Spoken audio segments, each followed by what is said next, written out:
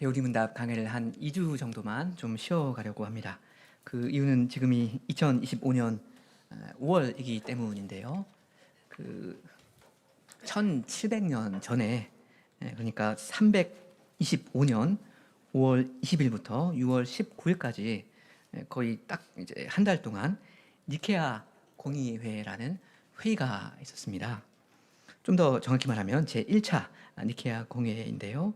아무튼 그래서 올해 이제 어떤 교회나 단체 이런 데서 이제 1700주년을 기념한다고 하더라고요. 뭐 학술 대회하고 뭐 기념 강좌하고 뭐 그런 거요. 이 뭐 참고로 얼마 전에 2018년, 2019년에는 뭐의 몇 주년이 있었죠? 그 도르트 대회 그 400주년을 기념하는 게 있었죠. 왜냐하면 도르트 대회가 1618년, 19년에 있었으니까요. 그 전에 2017년에는 뭐가 있었습니까?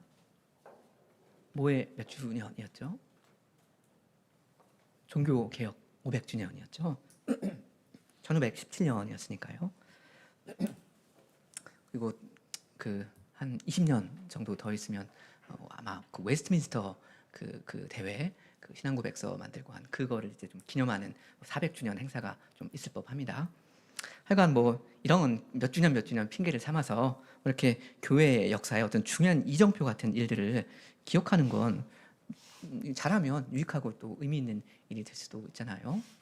하여간 그래서 주께서 허락하시면 오늘과 다음 주일에는 이 325년 1700년 전에 있었던 이 니케아 공의회라는 걸 좀 같이 되돌아보려고 합니다. 그 325년입니다. 좀 기억하기도 쉽죠. 그 3 더하기 2 하면 5니까요. 하여간 이 니케아 공의회에서 거기서 이제 나온 문서가 있었는데 그 문서에 대해서는 그냥 다음 주일에 말씀드리기로 하고요. 오늘은 그때 당시에 어떤 역사적인 상황이 있었거든요. 그리고 그 회의에 어떤 그 의미가 있었냐, 뭐가 좋았고 뭐가 좀 아쉬웠느냐 이런 거에 대해서만 좀 간단히 말씀드리겠습니다. 그래서 오늘은 강설이라기보다는 뭐랄까 좀 거의 교회사 특강이다 이렇게 생각하셔도 좋을 것 같습니다. 제 생각에는 교회적으로 그 역사를 돌아보는 건 굉장히 필요한 일이고 중요하거든요. 왜냐하면 이건 우리의 역사이니까요. 뜻이 있습니다. 자, 그럼 먼저 1세기 그 신약 교회의 상황부터 조금 대강 말씀드립니다. 이제 2주만 있으면 뭐가 있죠? 성신 강림 주일이 있는데요. 우리 예수님께서 부활 승천하시고 성신을 부어 주셨습니다. 이렇게 신약 교회가 출범을 하게 되죠. 처음에는 이 예루살렘에서 굉장히 작은 공동체로 시작되었었는데 이 유기체 교회가 엄청난 속도로 생육하고 번성합니다. 그죠? 이 땅에 충만하고 땅을 정복했습니다. 이 예루살렘과 온 유대와 사마리아 땅끝까지 쭉쭉 뻗어갔습니다. 그래서 그 사도행전 마지막 장에 보면 어떤 내용 나오죠? 그 바울이 이방인의 사도로서 그 로마에서 하나님 나라를 아주 힘있게 전파하고 그러잖아요. 이렇게 이 처음부터 지상의 교회는 꾸준히 성장세를 보였습니다. 자, 그런데 요즘 우리가 수요일에 그 베드로전서 강해에서 잘 배우고 있는 것처럼 근데 교회는 박해를 받았습니다. 교회는 흩어진 나그네였습니다. 주 1세기에는 네로 황제라는 어떤 미치의 광이가 교회를 아주 강하게 탄압, 핍박하기도 했고요. 그리고 어떤 황제는 로마 신들에게 다 너희들은 제사를 바쳐야 된다 이렇게 명령을 하기도 했습니다. 그래서 이런 거에 타협하지 않는 많은 그리스도인들이 투옥되거나 순교하기도 했습니다. 참고로 이렇게 말하자면 물리적인 핍박이 모든 곳에 이제 항상 있었던 건 아니었고요. 좀 수그러들다가 갑자기 막 휘몰아치기도 하고 뭐 이렇게 이게 좀 있었답니다. 반복이 되었대요. 로마 제국에서. 자, 니케아 공의회 몇 년이라고 했죠? 325년. 네. 이쯤에 그 로마 제국의 인구가 하여튼 그 인구의 약 아주 대략적으로 한 10% 정도가 기독교인이었다라고 이제 대강 추정을 하는데요. 상당히 아무것도 아닌 데서 많이 자라난 거죠. 하여간 근데 303년부터는 이 이름도 긴 디오클레티아누스라는 로마 황제가 이 제국 전역에서 굉장한 핍박을 가합니다. 그래서 이때 수많은 순교자가 나왔다고 합니다. 근데 왜 이 사람이 기독교를 박해했느냐? 이 디오클레티아누스라는 황제는 기독교를 어떻게 봤냐면 자기 왕국, 이 로마 제국을 분열시키는 그런 위험 요소로 봤습니다. 아, 기독교 교회 나쁜 세력이다 이렇게 봤어요. 이 사람은 어쨌든 이제 그 황제니까 자기 제국을 어찌됐든 하나로 통일시키려고 안정되게 유지하려고 막 애를 쓰는데 자꾸 이 교회, 이 교인들이 방해가 된다. 그렇게 생각한 겁니다. 그래서 이 기독교를 아예 그냥 없애버리면 그러면 이 종교 갈등이 줄어들고 뭐 자기의 그 제국의 평화가 오고 뭐 이럴 거라고 생각을 한 거예요. 뭐 그런 사람이 있었는데 얼마 있지 않아서 이 교회 역사가 엄청난 전환점을 맞이하게 됩니다. 어떤 사건일까요? 이렇게 뭘까요? 그 로마 제국의 콘스탄티누스라는 황제가 기독교 신앙을 받아들이게 된 사건이 있었습니다. 이분이 어떻게 극적으로 회심을 했느냐, 굉장히 좀 유명한 이야기인데요. 312년입니다. 그러니까 10몇 년 전이죠. 니케아 공의회 전. 한 10년쯤 전에 아주 그 중요한 전투를 이 사람이 앞두고 있었는데요. 아주 간절하게 이제 기도를 좀 했답니다. 하나님 도와달라고 이상을 보기도 했대요. 환상을.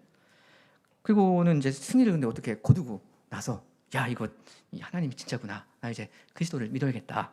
이렇게 결심을 했답니다. 회심을 했대요. 자, 그러니까 이게 교회에서는 굉장한 반전이 됩니다. 왜냐면 지금 300년 동안 이제까지 그리스도인들을 줄곧 적대시하던 로마의 황제가 하루아침에 교회 편이 되었으니까요. 갑자기 넘어온 거거든요. 그리고 이분은 이 영어로 말하면 콘스탄틴이라고 하는데 하여간 이분은 상당히 적극적으로 기독교를 지지했습니다.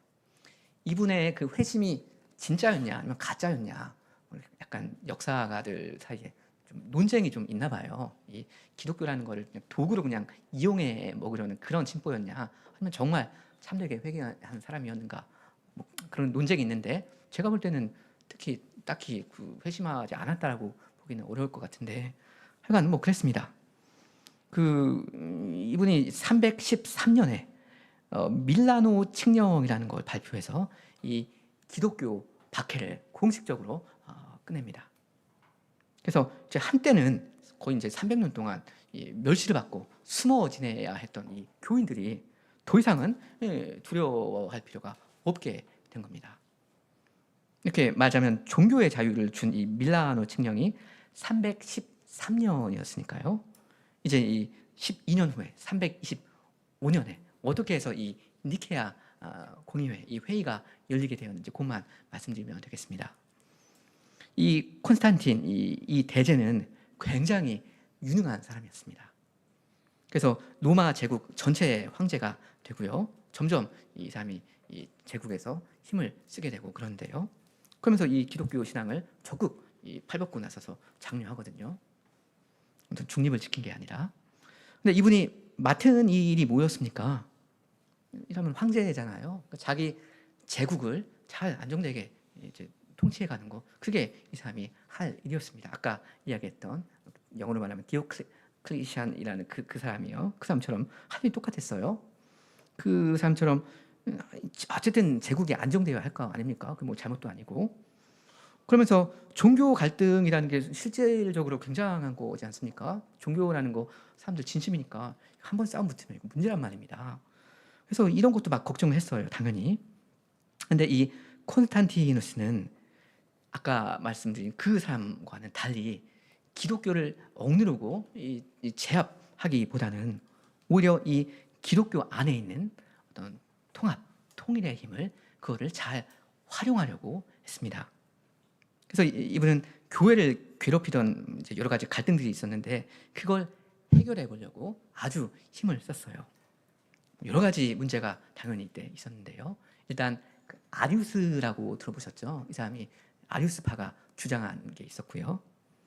그리고 부활절 날짜를 어떻게 정해야 하느냐 이런 것도 좀 쟁점이었다고 하더라고요. 그리고 그때 이제 여러 큰 감독 도시들이 있었는데 이런 사람들 중에 분쟁이 있을 때 이걸 어떤 방식으로 해결하는 게 맞냐 뭐 이런 실질적인 문제도 있었답니다. 그랬는데 이 콘스탄티누스는 이러한 교회 내부에 있는 어떤 종교적인 문제를 잘 해결함으로써 이 단지 종교 문제만 푸는 것이 아니라 그렇게 함으로써 자기의 로마 제국을 하나로 통일시키려고 했습니다. 교회 문제를 풀므로써 제국의 통일을 꾀한다 이겁니다. 그러니까 이 사람한테는 기독교라는 건 어떤 방해되고 그런 것이 아니었고요. 기독교란 하나님께 나아가는 길이었고요. 일단 동시에 자기의 제국을 하나로 묶어줄 수 있는 아주 좋은 뭐 그런 것이었습니다. 일석이조로 본 거죠. 그러니까 이분이 그 니케아 회의를 소집하는 이유에 대해서 누구한테 쓴 편지가 남아 있는데요. 거기 약간 조금만 좀 읽어드리면요. 그 콘스탄티누스가 이렇게 썼습니다. 내가 원한 것은 첫째, 여러 나라들이 하나님에 대해서 서로 다르게 생각하는 판단들을 하나로 모아 정리하는 것이었다. 막 의견이 분분하잖아요. 이걸 통일시키는 거였다. 이건 교회를 위해서 교리를 명확하게 확립하라고 한다 그런 거죠. 둘째, 계속 읽습니다. 둘째, 큰 병에 걸린 이 세상의 체계를 다시 건강하게 되돌리는 것이었다. 이렇게 말합니다. 이건 이 종교 갈등을 통해서 이걸 해결함으로써 제국의 갈등을 끝내려는 그런 의지가 표현된 거죠. 그러니까 이 니케아 회의가 열리게 된 데에는 이 두 가지 흐름이 아주 크게 작용을 한 겁니다. 하나는 실제로 교회가 너무나 시끄럽기 때문에 교리적인 일치를 이룰 필요가 정말로 있었고요. 다른 하나는 이런 교회에 아주 우호적인 입장을 가지게 된 황제가 권력을 주게 되었습니다. 이런 상황이었습니다. 근데 그럼 그 종교적인 문제가 뭐였냐? 한마디로 가장 큰 건 아리우스라는 사람이 있었습니다. 여기에 큰 텔레비가 있었다면 얼굴을 지금 띄워드렸을 텐데, 쉽게 말하면 이 아리우스라는 사람은 우리 구주 예수님, 성자 예수님을 상당히 폄하시켰습니다. 그리스도가 존재하지 않았던 때도 있었다 이렇게 말을 하고요. 결국에는 성자 예수님이 하나님과 동등한 분이 아니다, 살짝 밑에 있다, 피조물에 불과하다 이런 식으로 주장을 했는데요. 이 교리적인 논쟁에 대해서는 다음 주일에 말씀드리기로 하고요. 하여간 여기에는 뭐 최소 150년 동안 안 그래도 교회가 고민하고 있었던 그런 질문들이 좀 얽혀 있었고요. 그러니까 예수님이란 이 고귀하고 특별한 분을 어떻게 우리가 이해하고 설명해야 하는가, 쉽지 않은 문제란 말입니다. 이제 그런 거에 대한 다양한 신학자들의 시도가 있었는데 썩 만족스럽지 못했던 겁니다. 그래서 이제 일치가 없었던 거예요. 아무튼 주로 이 아리우스라는 사람의 주장 때문에 이 교회가 굉장히 소란스러웠는데요. 그리스도가 누구냐? 굉장히 중요한 질문인데 의견이 달단 말입니다. 근데 이 논쟁 이야기를 이제 콘스탄티누스가 듣게 되고요. 이 사람은 이걸 좋은 기회다라고 봅니다. 이 콘스탄틴 입장에서는 교회가 분열되면 큰일 나잖아요. 제국이 분열되니까. 그리고 이분은 교회를 아주 적극적으로 속된 말로 밀고 있었는데, 기독교를 밀어주고 있었는데, 이 교회가 반드시 하나 되어야 자기가 평안하거든요. 제국이 하나가 됩니다.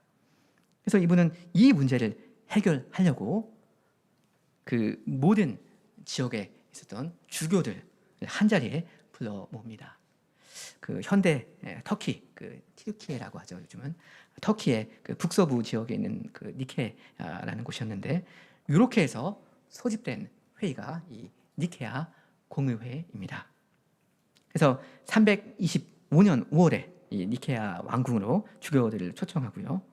이 황제는 이 사람들을 위해서 한 달 동안 뭐 회의를 하고 하면 경비가 꽤나 들 거 아닙니까? 그리고 저 멀리서 오는 사람들도 있는데 이 굉장한 이제 인력, 뭐 돈 이런 게 필요한 일이었는데 그 경비를 이분이 콘스탄틴 황제가 다 됐답니다. 250명 정도의 주교들이 모였는데요. 이 주교라는 게 뭐냐 이게 조금 설명하기가 어려운데 이때 당시 말하는 주교 혹은 감독이라고 할 수도 있는데요. 이 주교 혹은 감독이라는 건 정상적인 성경적인 그런 직분은 아닙니다.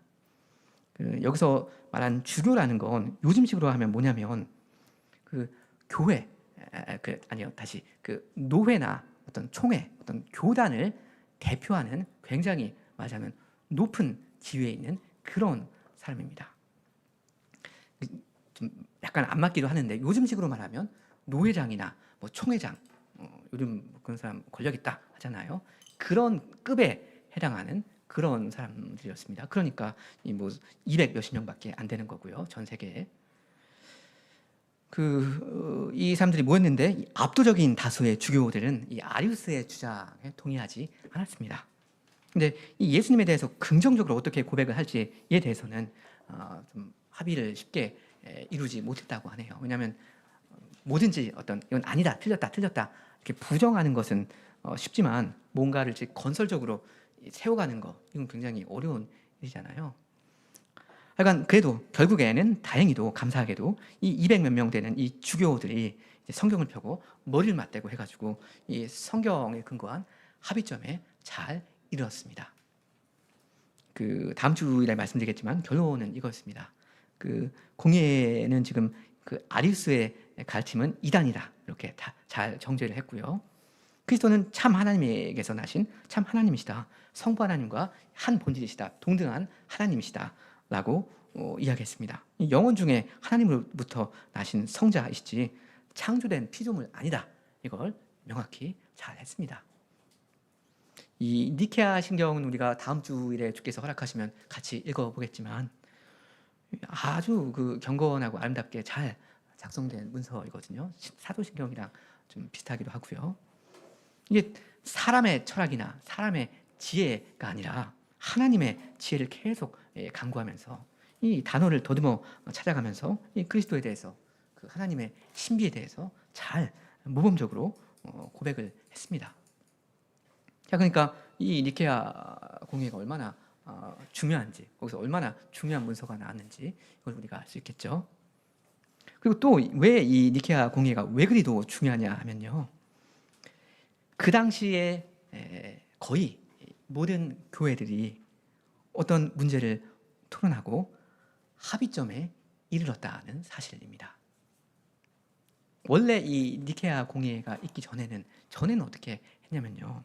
일단 하나의 교회, 우리 뭐 광양교회 어떤 문제가 있으면 당연히 교회 내부적으로 그냥 해결하면 되고요. 근데 이제 더 큰 범위로 가서 감독들 혹은 주교들 사이에 갈등이 있거나 그러면 이건 문제의 급이 달라지잖아요. 그래서 어떤 지역을 넘는 큰 문제가 생기면 고대 교회의 구조로는 해결할 방법이 없었습니다. 그래서 어떤 지역의 감독들이 나름 모여가지고 뭐 의논하는 회의가 있기는 있었대요. 그래서 이렇게 교회 어떤 문제를 좀 해결하기도 하고 뭐 그랬는데 그렇게 나름 해보긴 했는데 근데 해봤자 범위가 너무 좁았습니다. 오늘 사도행전 15장 읽었는데 다 모여가지고 한 곳에 모여가지고 회의를 하고 다 퍼져나가잖아요. 모든 교회 이렇게 알리거든요. 이제 교회 통일을 이렇게 이루는 겁니다. 어떤 사안이 생기고 이슈가 떠오를 때 원래 이렇게 하는 거거든요. 근데 이때는 너무 좁았던 겁니다. 말하자면 광양 지역의 교회들이나 아니면 전라도에 있는 교회들 이렇게만 모인 거예요. 요즘식으로만 하면 노회 정도의 규모이든지 아니면 조금 더 크게 모일 수도 있었겠지만 모든 교회 대표자들이 다 함께 모인 큰 적은 없었습니다. 그러니까 니케아 공예 이전의 교회들은 뭐랄까 좀 중구난방으로 약간 흩어져서 좀 안 좋은 의미에서 흩어져서 각계 전투를 한 것 같아요. 어떤 일치를 이룰 수가 없는 거죠. 근데 니케아 회의는 공의회라고 하잖아요. 공. 당시 현존하던, 당연히 온 교회는 아니지만 사실상 온 교회가 공동으로 사람들을 파견하고 해서 한 곳에 모여가지고 이런 합의를 이루어내고 공동의 신앙 고백을 딱 했다는 게 굉장히 아름답고 뜻깊은 일이 되었습니다. 이건 교회가 새로운 시대를 맞이한 거다라고 할 수도 있을 겁니다. 이 비두니아의 대도시 니케아에 200몇 명의 감독들이 이제 교회를 대표해서 모였고요. 이 회의는 에큐메니칼이라고 하죠. 에큐메니칼 공의회. 역사상 교회 역사상 첫 번째 공의회. 그러니까 사도시대 이후에 첫 번째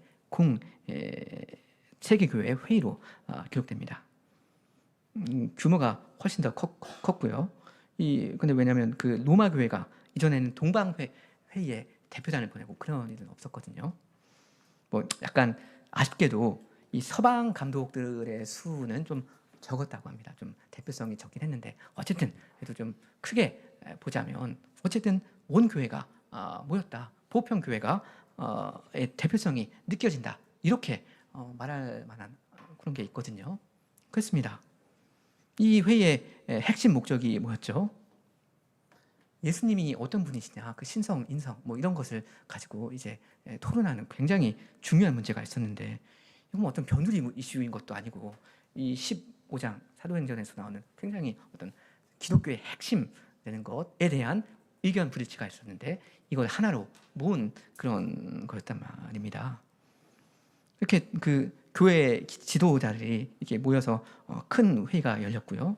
이건 온 교회에 영향을 미치는 교리 문제를 해결하는 방법으로 이제 그 이후에도 자리를 잡게 됩니다. 그래서 이 1차 니케아 공의회가 있고 뭐가 있고 300몇 년도에 400몇 년도 계속 공의회가 있거든요. 이것은 좋은 일입니다. 유익한 일이고 복되고 필요한 일이거든요. 그 주교들이 교회에서 파송을 받아서 권위를 가지고 정당하게 주님을 의지해서 어떤 회의를 해요. 그리고 이 사람들이 거의 모두 한마음이 돼서 어떤 결정을 단정하게 잘 내립니다. 그래서 온 교회가 기뻐하고 맞다. 이것이 성경에 부합하고 이것이 우리의 신앙 고백이다 하면서 한 분 그리스도의 통치 아래 하나의 교회로 통일되어 가는 거거든요. 지구상의 사실상 모든 교회를 대표하는 250명 그 정도 되는 주교들이 한 자리에 모였다는 것도 굉장히 역사적인 일이고 놀라운 일이고요. 이 사람들이 같은 결론에 도달했다. 여기 그 사도행전 15장에서 그런 것처럼 그것도 굉장히 아름답고 놀라운 일이었거든요. 그리고 이후로도 이 니케아에서 나온 이 신경은 사실상 모든 교회가 이 결정을 잘 받아들였습니다. 맞다. 잘 고백했다. 그런 게 분명히 있었습니다. 그러니까 로마 카톨릭이나 동방 정교회 그리고 뭐 개신교회 거의 모든 교단, 루터교든 뭐 개혁교회든 장로교회든 감리교든 다 이걸 기쁘게 받아들였습니다.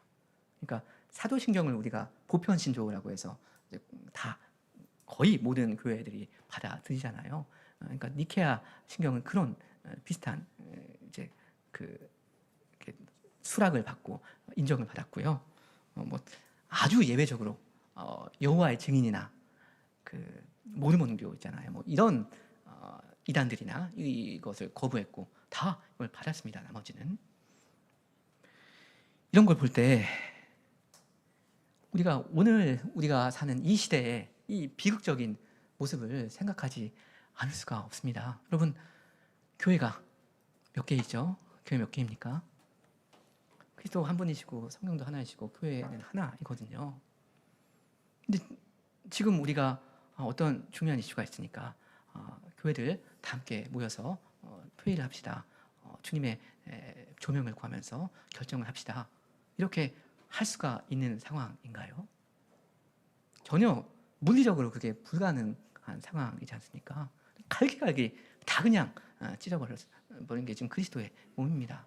분열 계속 분열이 일어나요. 함께 어떤 것을 공동으로 고백하는 게 얼마나 우리도 기쁘고 주님도 기쁘시게 할 일인데 불가능한 게 되어버렸습니다. 물론 사도신경이라는 게 있고 그렇긴 합니다. 근데 사도신경 그 내용이 다 맞고 좋은데 얼마 되지도 않는 그 요만한 내용 우리가 공동으로 고백할 수 있는 게 몇 줄 되지도 않는 요거밖에 안 되는가. 참 부끄럽고 슬프고 그런 비극적인 일입니다. 우리가 어떤 교단에 속해 있다라는 것을 우리가 뭐 기뻐하고 정당화하고 그럴 일은 아닙니다. 그러니까 교단이라는 것이 할 역할이 있겠으나 교단이라는 개체는 정상적인 개체는 아니죠. 그 사람들의 죄로 말미암아 발생하게 된 분열의 결과입니다.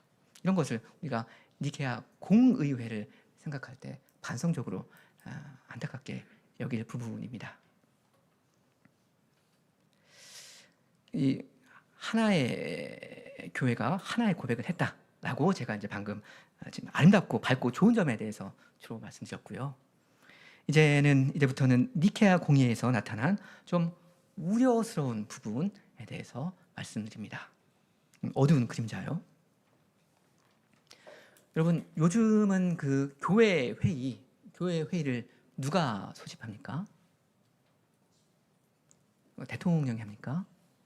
그 대통령이 이러이러한 종교적인 지금 이슈가 있는데 이걸 정리할 필요가 있다. 논의해야 되니까 언제 어디로 모이시오. 이렇게 대통령이 뭔가 명령을 내립니까? 당연히 아니잖아요. 교회회의는 교회 사람들이 하는 것입니다. 당연히. 저기 벽에 게시판에도 보시면 그 임시 노회 소집 공고가 있는데 교회가 하는 거거든요. 소집. 당연히 이렇게 하는 겁니다. 근데 니케아 공의회에는 누가 소집했다 그랬죠? 콘스탄틴 누스라는 이 황제가, 제국의 황제가 했습니다. 이분이 황제의 자격으로서 이 회의를 소집도 하고 후원도 하고 회의를 주재까지 했다고 합니다. 그러면서 분위기를 주도하고 그랬거든요. 이건 니케아 공의회가 이전에 뭐 100년도, 200년도 그때 있었던 회의들과는 다른 점입니다. 황제 사람의 관할하에 교회 회의가 있었다는 거예요. 원래는 그렇게 하면 절대 안 됩니다. 아니, 대통령 자격으로 우리 교회 불쑥 찾아가지고 저기 노회 모일 일이 있으니까 언제 모이라 그러면서 회의까지 뭐 인도하고 뭐 돈도 내고 그러면 안 되지 않습니까? 그건 정교 분리 원칙에 완전히 위배되는 거예요. 그 요한복음 18장에 주님께서 말씀하셨죠. 내 나라는 이 세상에 속한 것이 아니니라. 그리고 마태복음 22장에서는 가이사의 것은 가이사에게, 이 하나님의 것은 하나님에게 바치라 하셨거든요. 별개의 영역입니다. 이 엉뚱하게 이걸 결합시키고 그러면 안 되거든요. 선이 그어져야 하는데, 왜냐하면 정부 사람들이 교회적인 일, 종교적인 일에 간섭하고 막 그러면 이게 굉장히 위험한 일이 될 수도 있단 말입니다. 자, 그런데 아쉽게도 옛날에는 교회에 어떤 큰 이슈가 있을 때 그런 건 아무래도 황제 같은 통치자가 좀 잘 결정을 해줘야 한다. 이런 생각이 계속 이제 사람들 머릿속에 들어갔습니다. 그리고 교회에 아주 우호적인 기독교인 황제가 기왕 나타났기 때문에 교회 제도자들이 그에게 의지하게 되는 건 너무나도 사실 자연스러운 일이었거든요. 사람을 자꾸 보게 되는 거. 어차피 당신이 대장이니까 당신이 이 문제 좀 잘 좀 이끌고 정리해 주시오. 이런 분위기가 생겨난 겁니다. 이때 기본적인 문제는 이거였습니다. 이제 콘스탄티누스라는 사람이 갑자기 이제 등장을 해가지고 이제는 황제가 교회를 우호적으로 보고 심지어는 중립을 벗어나서 적극적으로 밀어주는 그런 시대가 왔는데, 자, 이럴 때 이 황제 권력과 이 교회 관계, 이걸 어떻게 정확히 설정해야 하는가, 이 문제가 있었거든요. 이때 이 문제를 좀 제대로 성경적으로 고민하고 원칙을 잘 정했다면 참 좋을 뻔했습니다. 근데 뭐 사실은 그럴 만한 상황이 전혀 아니었던 겁니다. 이때 당시 사람들은 이 국가 통치자가 교회 일에 이렇게 자기 발을 뻗어가지고 깊숙이 관여하는 걸 굉장히 자연스럽게 받아들였습니다. 이 교회와 이 정부 간의 관계, 이게 이 그리스도의 신성을 둘러싼 문제만큼 중요한 것인가? 이건 제가 잘 모르겠는데요. 하여간 이거 중요한 문제인 건 맞고요.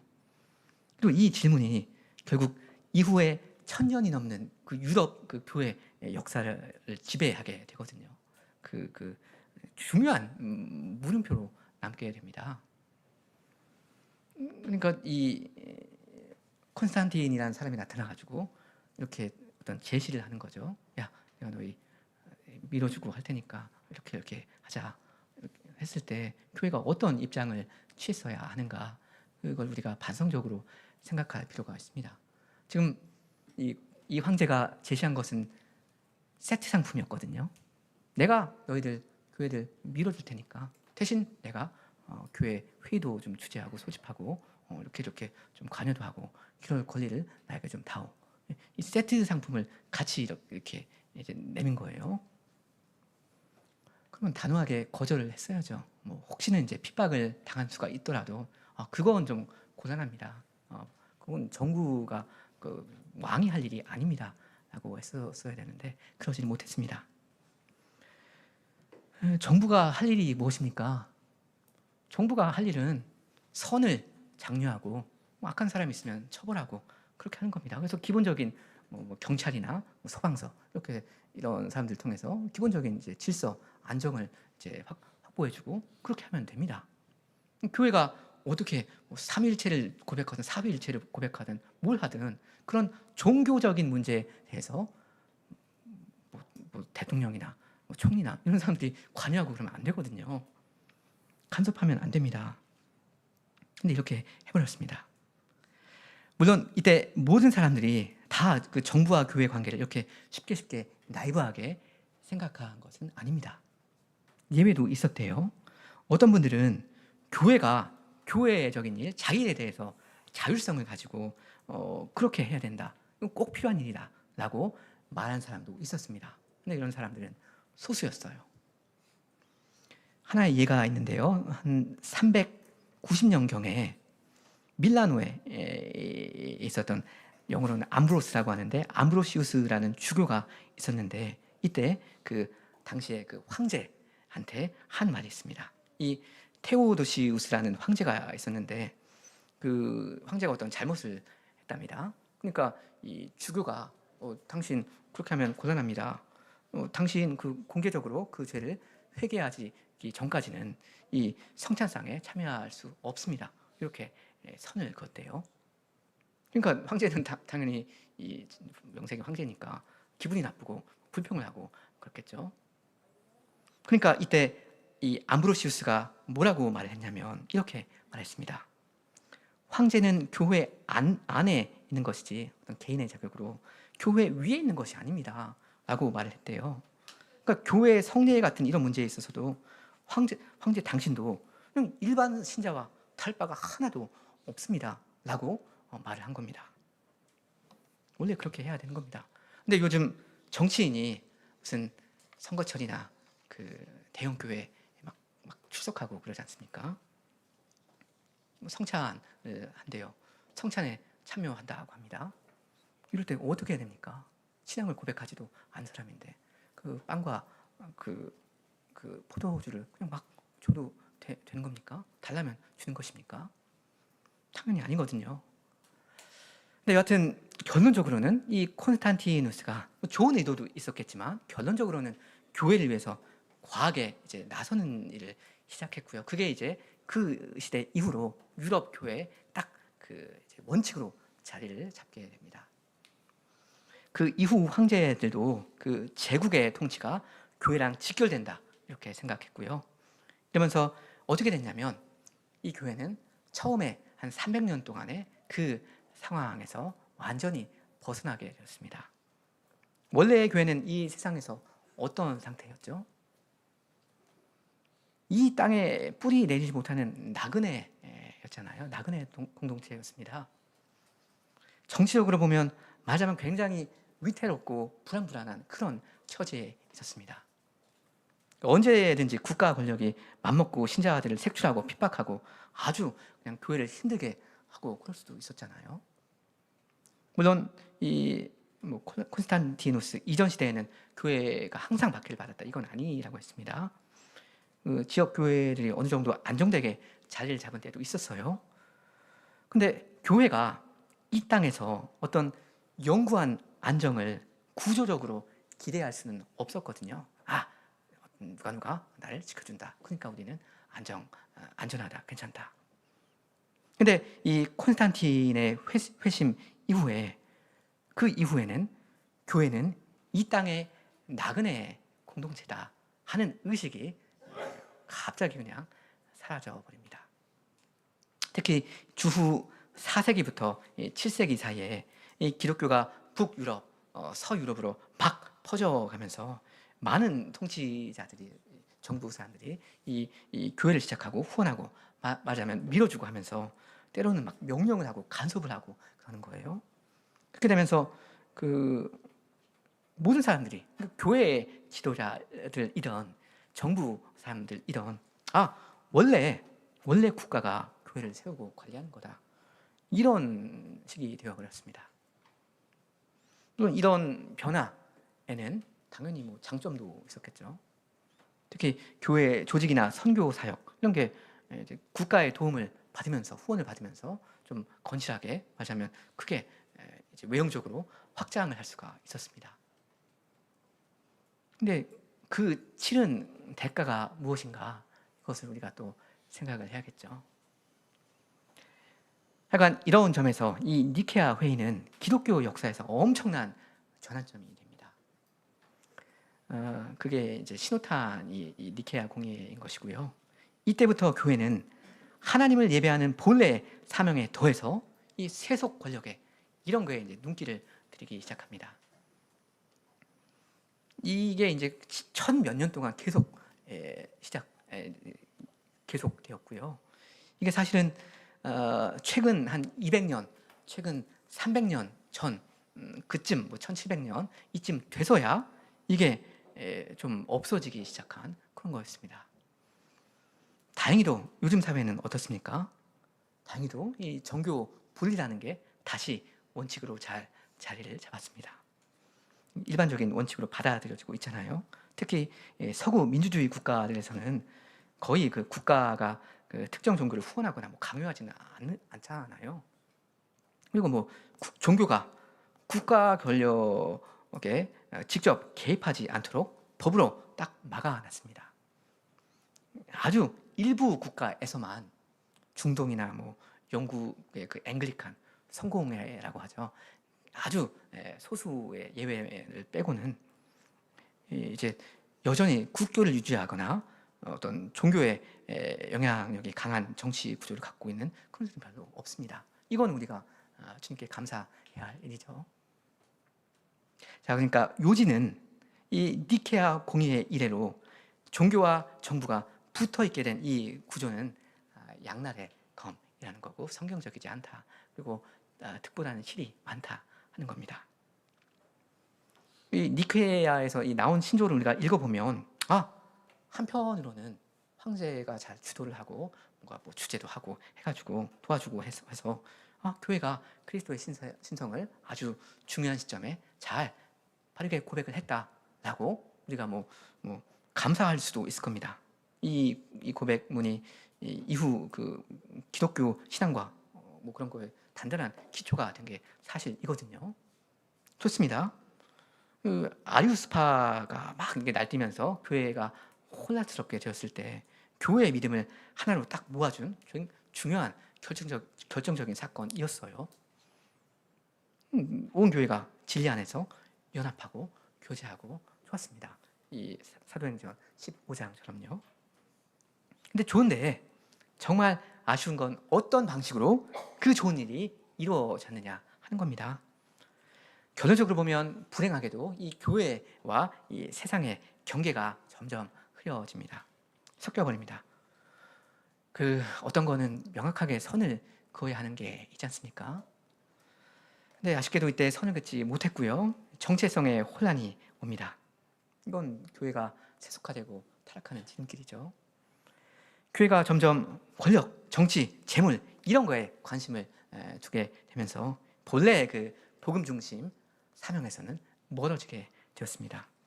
그리고 자꾸 이제 정치 권력이 이 사람들이 자꾸 교리나 교회 인사에 막 개입을 하면서 이 교회의 자율성, 영적 권위, 순수성 이런 게 점점 훼손되어 버립니다.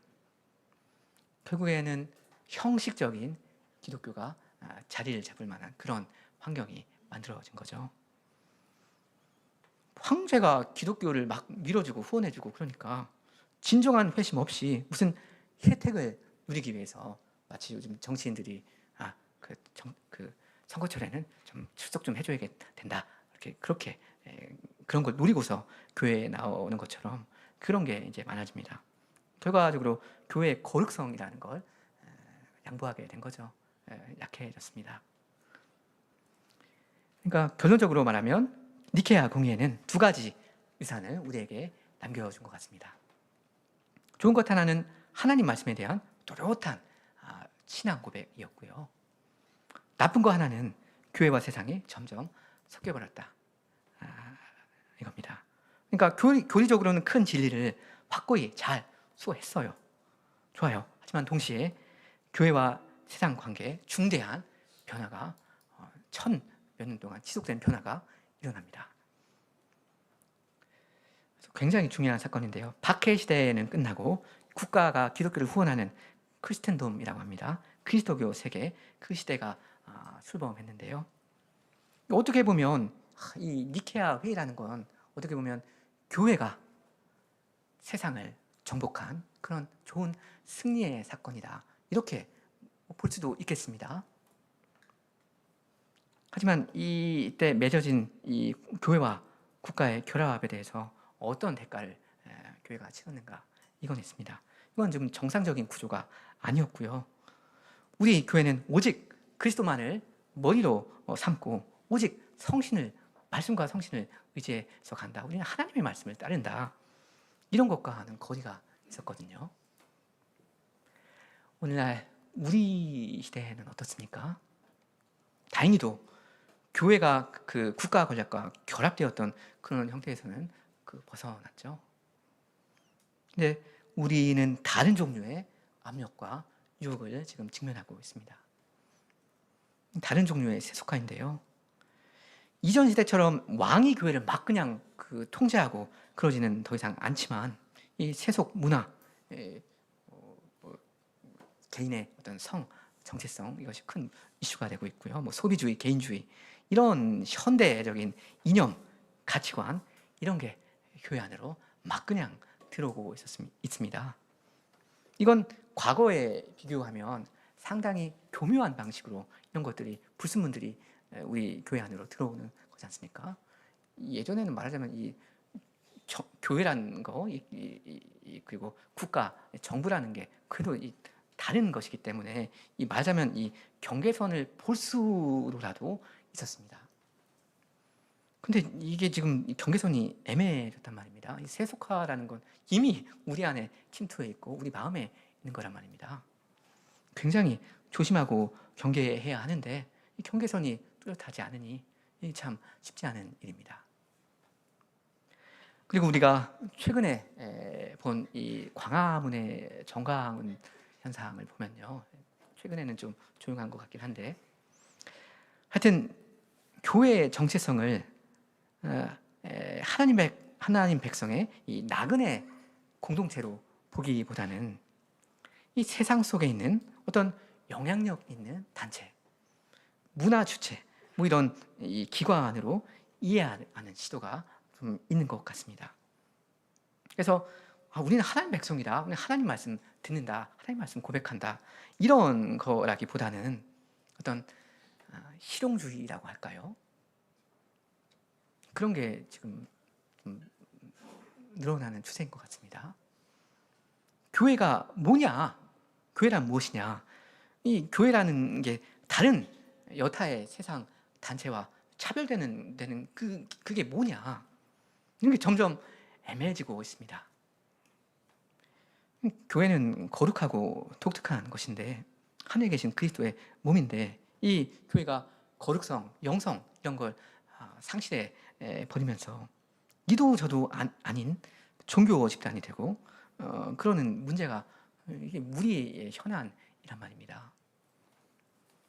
그러니까 이 니케아 공의회를 우리가 좀 생각을 했는데 그 명과 암을 우리가 생각할 때 우리 교회로서의 우리의 정체성과 사명을 생각하게 됩니다. 우리 교회란 도대체 무엇인가? 우리는 무엇을 해야 하는가?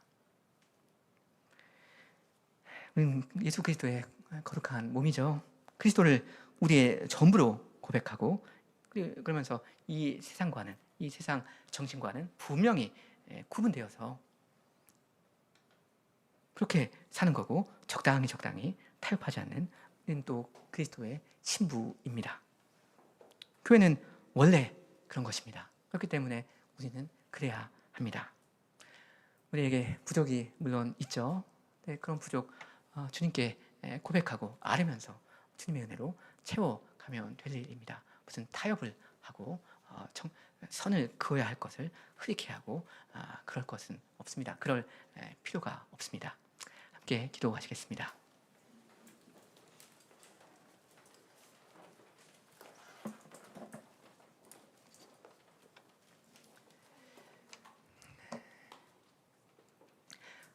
하늘에 계시는 아버지, 주께서 저희를 이 악하고 어둡고 소망 없는 세상 가운데서 불러내셔서 그리스도의 거룩한 교회를 이루게 하여 주시며 이 교회 안에 살면서 하나님 나라의 어떠함을